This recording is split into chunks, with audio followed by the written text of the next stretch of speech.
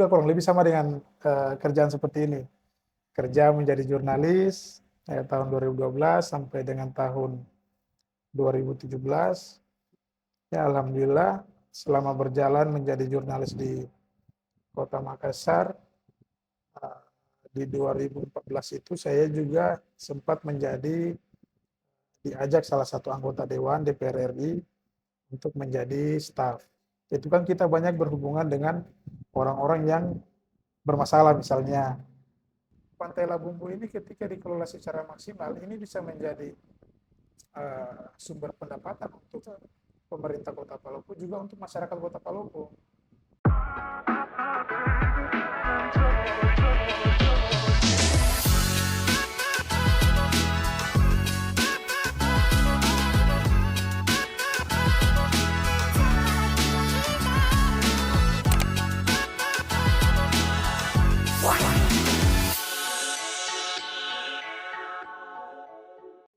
Assalamualaikum warahmatullahi wabarakatuh. Selamat malam, selamat datang kembali. Saya Cia, host kedua dari podcast Indeks Media, edukatif dan inspiratif, menyapa teman-teman penonton di YouTube dalam konten kami, segmen terbaru kami yakni Indeks Media Podcast. Di malam yang sangat berbahagia ini, di episode yang kedua ini, sebelumnya saya mau menyapa teman-teman penonton online yang ada di rumah. Bagaimana nih kabar teman-teman sekalian? Semoga selalu dalam keadaan sehat walafiat, tak kurang satupun. Amin. Rasa-rasanya bulan Januari di 2025 ini agaknya jalannya sangat lambat ya teman-teman. Kalau kata netizen TikTok sih ya, 2025 Januarinya itu Januarinya itu terlewat 60%, 40%-nya sisanya di bulan-bulan selanjutnya. Bener gak sih? Ya, jawabannya teman-teman bisa jawab di kolom komentar ya.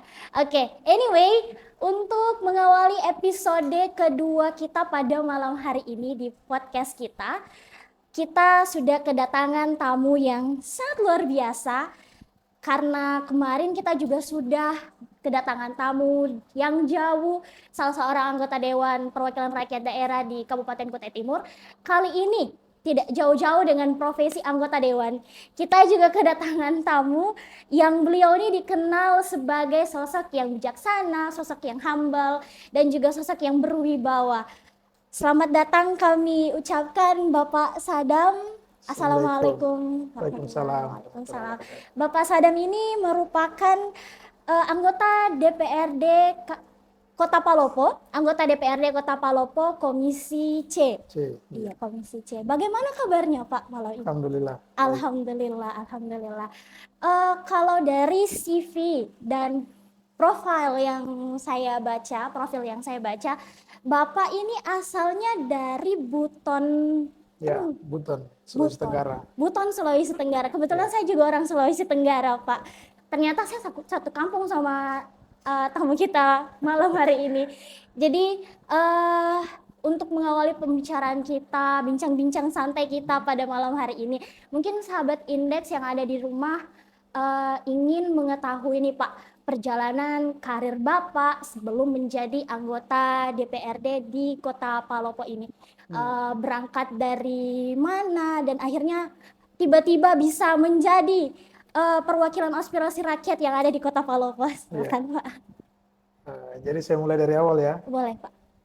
Pertama dulu selesai kuliah saya tahun 2012 di Kota Kendari, Sulawesi Tenggara. Saya merantau ke Makassar. Ya, beberapa tahun di Makassar kerjanya juga kurang lebih sama dengan kerjaan seperti ini. Kerja menjadi jurnalis tahun 2012 sampai dengan tahun 2017. Ya, alhamdulillah selama berjalan menjadi jurnalis di Kota Makassar, di 2014 itu saya juga sempat diajak salah satu anggota Dewan DPR RI untuk menjadi staf membantu kegiatan-kegiatannya saat kunjungan lapangan di daerah pemilihannya di Sulawesi Selatan 1 waktu itu.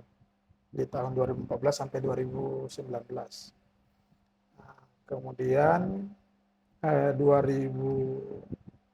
berapa ya? 2017 waktu itu saya juga kerja di salah satu perusahaan itu lembaga konsultan politik, lembaga survei. Alhamdulillah ya pengalaman dari situ Iya. sedikit-sedikit banyak kenalan politisi sampai tergiur juga untuk menjadi politisi. Iya. Dan alhamdulillah sekarang di Kota Palopo di kampung keluarga kedua saya, kampung istri saya, ya dikasih kepercayaan juga sama masyarakat untuk menjadi anggota dewan. Nah, terpilih 2024 kemarin. Mungkin begitu deh. Iya. Berarti Bapak ini berangkat dari lintas provinsi. Lintas Iya, provinsi lintas ya. provinsi. Terus kemudian Bapak memulai karir sebagai staf di DPR RI ya Pak ya, dan juga jurnalis dulu Nah, sebagai seorang jurnalis dulu di Makassar ya Pak ya. ya, Iya, betul. terus habis itu memulai karir juga di dunia politik berawal dari staf di DPR RI. Betul. Dan akhirnya alhamdulillah sekarang diamanahkan untuk menjadi penyampai aspirasi masyarakat Kota Palopo. Masya Allah. Semoga pengalaman Bapak ini bisa menjadi salah satu contoh dan juga motivasi bagi teman-teman Indeks Media yang ada di rumah. Amin, insya Allah. Iya, jadi karena tadi kita dengar-dengar nih Pak ya, Bapak berangkat dari jurnalis, dunia jurnalis. Betul. Kebetulan kami di sini juga sebagai seorang jurnalis yang masih muda dan juga masih sedikit pengalaman. Apakah mungkin boleh kami minta sedikit sarannya, tips dan motivasi Bapak kepada kami selaku jurnalis baru? Motivasinya apa ya? Intinya kita profesi jurnalis ini sangat dekat dengan hal-hal yang kurang baik. Contohnya misalnya terkait dengan masalah kasus. Nah, saat kita mencari informasi, mencari berita, itu kan kita banyak berhubungan dengan orang-orang yang bermasalah misalnya.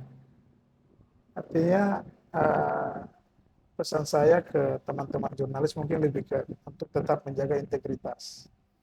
Karena ya itu tadi, karena kita sering berkomunikasi dengan orang-orang yang mencari informasi terkait kasus apa segala macam, dan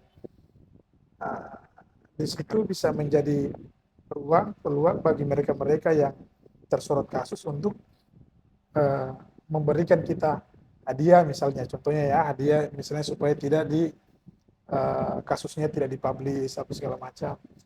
Pesan saya ya dihindarilah hal-hal yang seperti itu, tetap menjaga integritas karena di situ juga kita dihitung sama orang. Artinya ketika kita bisa dinilai dengan uang, gampang sekali nih kita lihat itu orang. Betul. Itu orang gampang sekali, hanya dikasih sekian bisa nih dia tutup mata.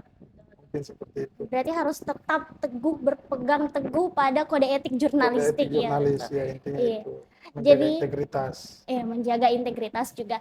Jadi karena tadi berangkat dari jurnalistik, profesi sebagai seorang jurnalistik, mungkin teman-teman yang ada di rumah bertanya-tanya nih Pak, kok bisa jadi dari profesi jurnalistik bisa terjun ke dunia politik nih Pak?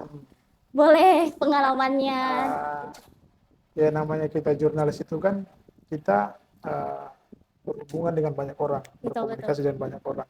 Salah satunya politisi. Karena kemarin pada saat saya menjadi jurnalis itu, desk saya memang di desk politik, yang kegiatannya lebih banyak meliput kegiatan-kegiatan politik. Isu-isu berawal politik, dari situ, ya isu-isu politik apa segala macam. Berawal dari situ, sering berkomunikasi dengan politisi, ya alhamdulillah. Artinya seperti nasihat orang tua kita,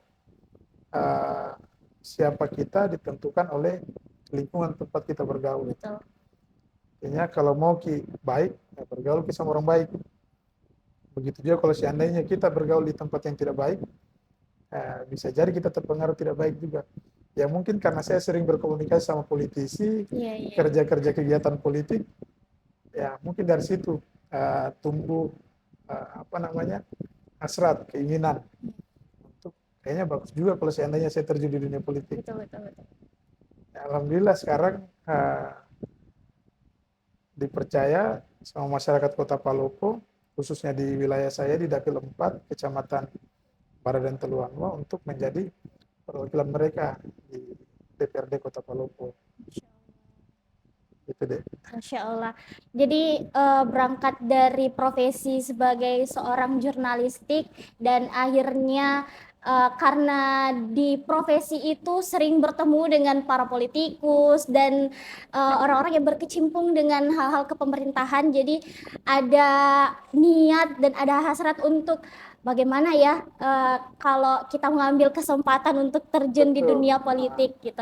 Jadi mengambil kesempatan untuk berbuat untuk orang banyak. Masya Allah, mengambil kesempatan untuk berbuat baik untuk orang banyak. Jadi pesannya mungkin untuk teman-teman dimanapun kita berada, apapun profesi kita, apapun cita-cita kita, jangan pernah berhenti untuk menjadi orang, jangan Orang pernah baik. untuk berhenti untuk menjadi orang baik. Betul. Oke, jadi karena tadi pertanyaannya sekitaran jurnalistik dan alasan Bapak untuk terjun ke dunia politik, selanjutnya mungkin di selama masa jabatan Bapak ini ya Pak, kita bicara selama masa jabatan Bapak sebagai Wakil rakyat. betul, sebagai wakil rakyat di Kota Palopo.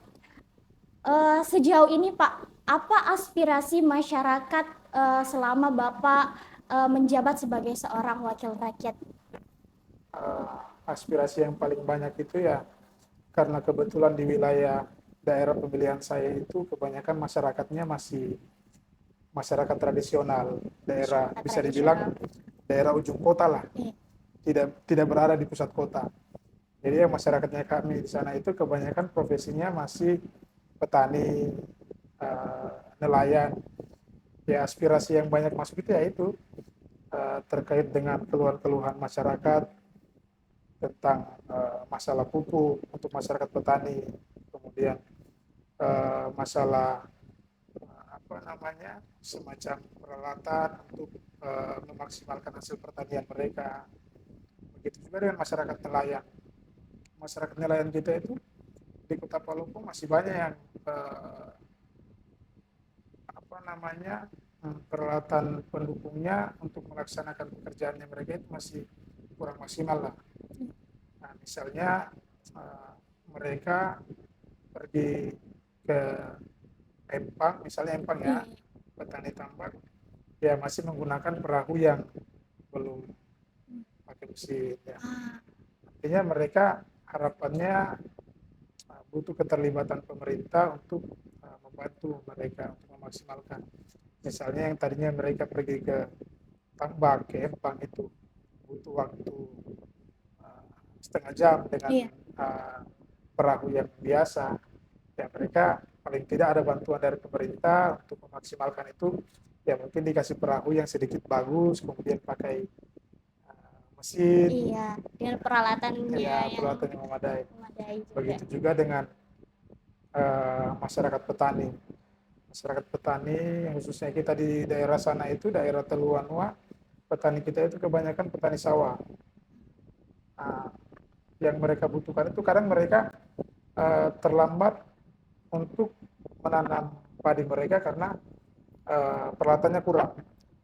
Peralatan contohnya seperti misalnya hand traktor. Iya. Kayak biasanya satu unit mesin hand traktor itu dipakai ke banyak tempat. Akhirnya mereka harus menunggu giliran. Mereka lambat menanam karena masih belum sampai di waktunya mereka untuk memakai traktor itu. Ya mungkin di situ saya melihat bagaimana keterlibatan pemerintah ke depannya nanti untuk menunjang kerja-kerja petani kita, nelayan kita di Kota Palopo untuk bisa lebih maksimal, bisa yang tadinya mungkin dalam setahun mereka hanya bisa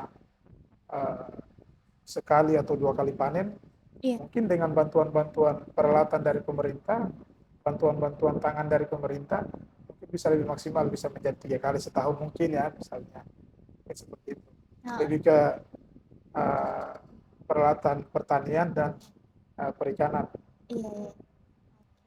Kalau yang tadi dari sektor pertanian ya Pak, sekarang mungkin kita bahasnya dari sektor pariwisata.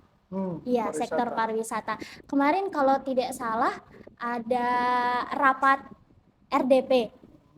Iya, yang sudah dilangsungkan Gelar di DPR ya, ya. digelar di Kebetulan DPR komisi Kota. saya itu. Masya Allah, iya. Jadi terkait dengan objek pariwisata Pantai Labombo nih Pak. Iya, Pantai Labombo. iya. Bagaimana hasil daripada RDP yang kemarin dan bagaimana menurut Bapak selaku anggota dewan yang mewakili Komisi C tersebut? Jadi Pantai Labombo itu kan milik pemerintah Kota Palopo. Sebelumnya Pantai Labombo itu disewakan ke pihak swasta, Iya, di pihak ketiga kan. Kalau nggak salah itu waktunya kurang lebih 15 tahun disewakan. Tapi informasi dari pemerintah Kota Palopo bahwa selama masa sewa, selama di pihak ketiga kan, pihak swasta ini kontestasi, artinya tidak kooperatif, iya. tidak melanggar perjanjian lah. Oke. Itu menurut dari pihak sebelah pemerintah Kota Palopo. Iya, Dalam hal ini Dinas Pariwisata. pariwisata. Kemarin kita cerita sama Pak Kadis, Pak Kepala Dinas bilang pihak swasta itu berutang ke pemerintah Kota Palopo kurang lebih itu ada 340 juta. Ini utangnya itu utang dari sewa. Perjanjian misalnya sewanya berapa per bulan, Iya. selama 15 tahun dikalkulasi akhirnya menjadi 300 juta. Penunggakan ya Pak. Ya. Kemudian kemarin juga pemerintah Kota Palopo rencana juga akan kembali menyewakan, Iya. kembali akan memihak ketigakan Pantai Labombo ini. Tapi kami ada beberapa saran dari Dewan, dari DPRD Kota Palopo. Sebaiknya jangan terlalu terburu-buru untuk di pihak ketigakan, Iya. jangan terlalu terburu-buru untuk disewakan. Kemarin saya juga sempat memberikan saran ke Kepala Dinas, bagaimana kalau seandainya pemerintah Kota Palopo dulu yang yang mengelola itu di sana, Iya. yang mengelola Pantai Labombo itu. Artinya selama 1 atau 2 tahun kita masa Iya. percobaan, ketika misalnya hasilnya lebih maksimal kita kelola sendiri, ya kenapa mesti kita sewakan, kenapa mesti kita pihak ketigakan? Karena kita sudah ada pengalaman sebelumnya. Pengalaman sebelumnya kita pihak ketigakan itu hasilnya tidak maksimal. Betul, betul. Tidak sesuai harapannya kita, tidak sesuai dengan perjanjian yang sudah kita sepakati. Artinya Labombo itu sebenarnya menurut saya ya, Labombo itu tempat yang sangat indah lah di Kota Palopo. Ya, kenapa? Di Kota Palopo ini kita masyarakat Kota Palopo pada umumnya sangat merindukan yang namanya pantai. Iya, betul Pak, betul, Kita betul, bisa betul. dibilang di sini tidak ada pinggir pantai. Iya, Ya, betul, betul, betul. tempat pantai untuk rekreasi.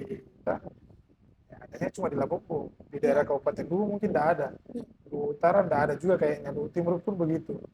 Ini kita jadi Palopo ini sebenarnya. Artinya Pantai Labombo ini ketika dikelola secara maksimal, ini bisa menjadi sumber pendapatan untuk pemerintah Kota Palopo, juga untuk masyarakat Kota Palopo. Misalnya tadi ketika kita kelola, pemerintah Kota Palopo mengelola sendiri Pantai Labombo ini,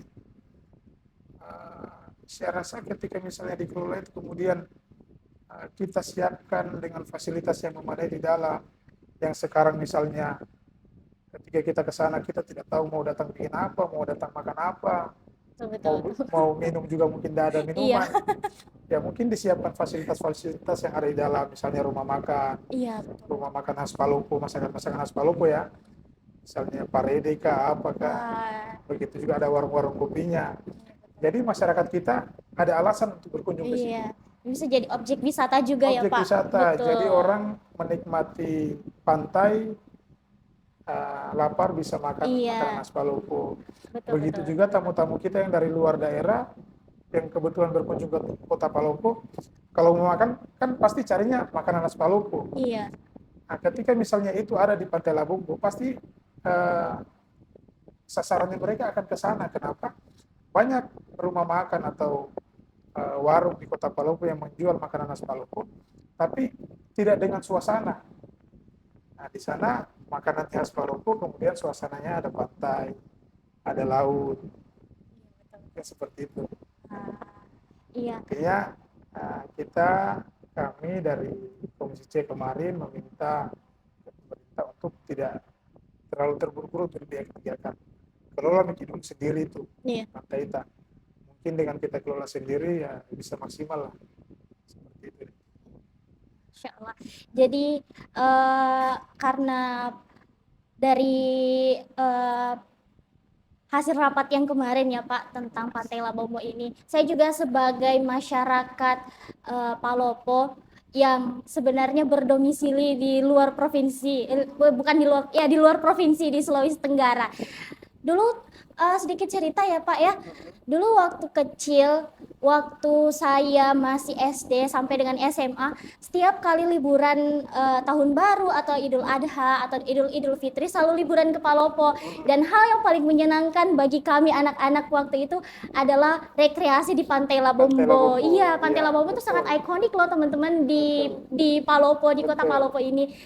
Tapi seiring berjalannya waktu, kok kesini-sini malah eh, orang yang berwisata ke sana, orang yang berkunjung ke sana kok makin sedikit dan Ya, juga eh, mungkin karena biaya mahal kali ya Pak kemarin.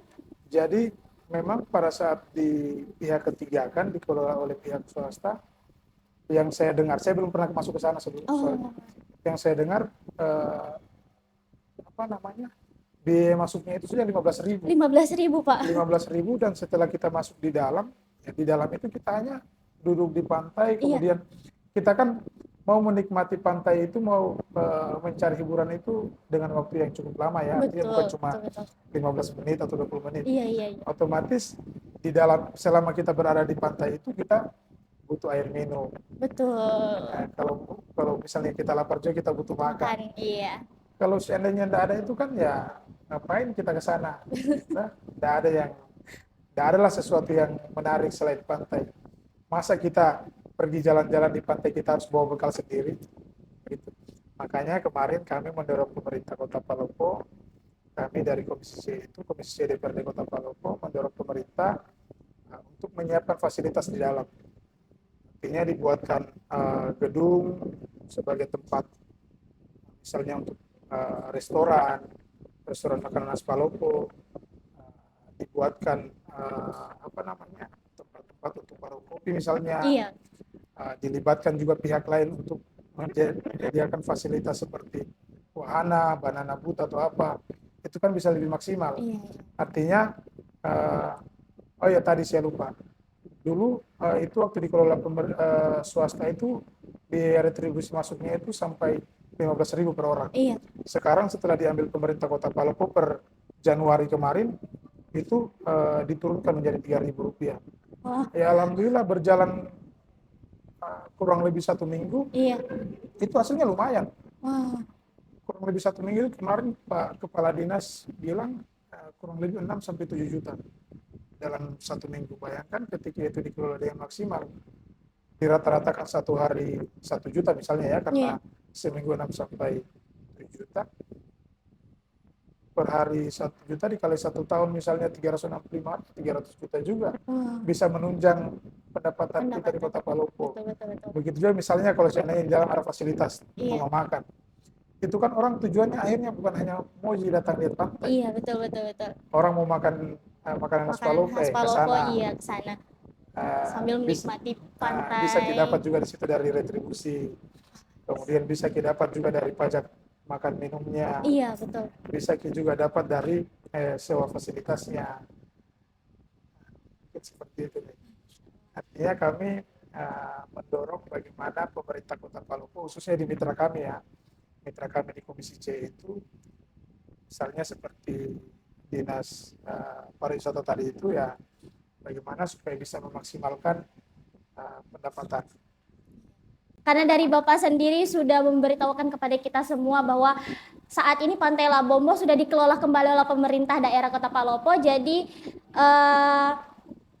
tiket masuknya, biaya masuk ke Labombo sekarang sudah 3.000 ya Pak? Ya, Ya, 3.000. Sisa 3.000 rupiah loh guys. Jadi siapapun yang mau datang healing, yang mau datang untuk sekedar lihat pantai dan untuk sekedar minum-minum kopi sambil lihat senja, boleh datang di Pantai Labombo. Insya Allah akan diberikan nantinya ya pemerintah Kota Palopo akan memberikan fasilitas yang memadai juga untuk teman-teman berkunjung di Pantai Labombo. Selanjutnya Pak, mungkin ini yang terakhir karena saya mewakili Gen Z ya Pak ya. Saya mewakili Gen Z juga. Jadi belakangan ini banyak isu tentang Gen Z dan banyak hal-hal yang berkaitan dengan generasi Z ya Pak. Dan mungkin agak complang kayak agaknya kalau misalnya di dunia kerja juga, di dunia pendidikan juga gitu, antara Gen Z dengan Gen milenial gitulah. Saya mau minta saran dan motivasi Bapak terkait bagaimana sih harusnya Gen Z ini bisa menempatkan diri di era yang seperti ini. Kan Pak, di TikTok, apalagi TikTok media sosial yang sangat lagi naik daun saat ini Pak, penggunaan TikTok itu sangat banyak standar TikTok yang dibuat di dalam sana Pak, tentang bagaimana Gen Z bekerja, bagaimana Gen Z mengelola keuangan, dan bagaimana caranya Gen Z untuk berdiskusi dengan orang-orang di sekitarnya gitu loh. Itu ada apa ya, maksudnya itu ada hal yang pergeseran budaya antara generasi Z dan generasi milenial. Jadi mungkin dari Bapak, siapa tahu ada saran untuk Gen Z terkait hal-hal yang sudah terjadi saat ini Pak. Apalagi nantinya mungkin ya beberapa tahun yang akan datang, Gen Z ini mau tidak mau akan melanjutkan estafet kepemerintahannya di Kota Palopo. Mungkin ada saran dari Bapak, Pak. Pesan saya untuk teman-teman generasi milenial, generasi Z, mungkin untuk lebih melek terhadap politik. Iya. Ya, kenapa?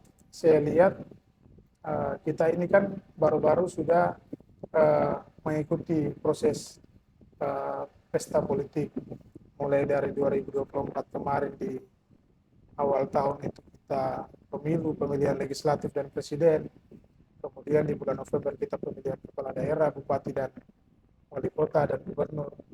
Saya lihat partisipasi teman-teman adik-adik dari Gen Z itu masih cukup kurang. Padahal diperlukan partisipasi Gen Z ini untuk melek terhadap politik. Betul. Kenapa? Karena kita tidak bisa bayangkan ketika misalnya teman-teman anak muda sekarang ini buta terhadap politik. Maksudnya segala kebijakan di masyarakat, di daerah kita, itu akhirnya dari keputusan politik. Betul. Artinya ketika mereka tidak berpartisipasi, tidak memilih calon-calon pemimpin mereka berdasarkan yang terbaik, artinya bisa dibayangkan ketika anak-anak muda kita ini tidak melek terhadap politik. Segala kebijakan pemerintah ya lahirnya dari kebijakan politik. Betul. Segala keputusan, artinya mulai dari pendidikan. Ya, anak-anak generasi milenial ini kan Gen Z ini kan rata-rata masih usia sekolah, Iya, usia usia kuliah. sekolah, kuliah. Bisa dibayangkan ketika misalnya pemerintah yang terpilih bukan dari orang yang peduli terhadap masyarakat. Dia tidak akan peduli terhadap pendidikan yang bisa juga berdampak ke teman-teman Gen Z ini. Saya mengajak ke teman-teman milenial, teman-teman Gen Z ini, ya ayolah kita berpartisipasi ketika di pemilihan calon-calon pemimpin kita selektif lah dalam memilih. Kita terlibat, lihat pemimpin mana yang layak untuk bisa menjadi pemimpin kita ke depannya. Mungkin seperti itu. Wah, menarik sekali pembahasan kita pada malam hari ini di episode kedua di Indeks Media Podcast dengan bintang tamu yang sangat luar biasa yang memberikan banyak insightful bagi kita semua, khususnya bagi saya pribadi ya Pak, karena baru kali ini saya rasanya berbincang dengan tokoh penting di Kota Palopo dan rasa-rasanya banyak sekali ilmu yang dapat saya dapati dan juga insya Allah bisa diaplikasikan kembali di dalam kehidupan sehari-hari. Jadi sekali lagi kami ucapan terima kasih banyak Bapak karena telah berkenan untuk datang dan mampir di podcast kami.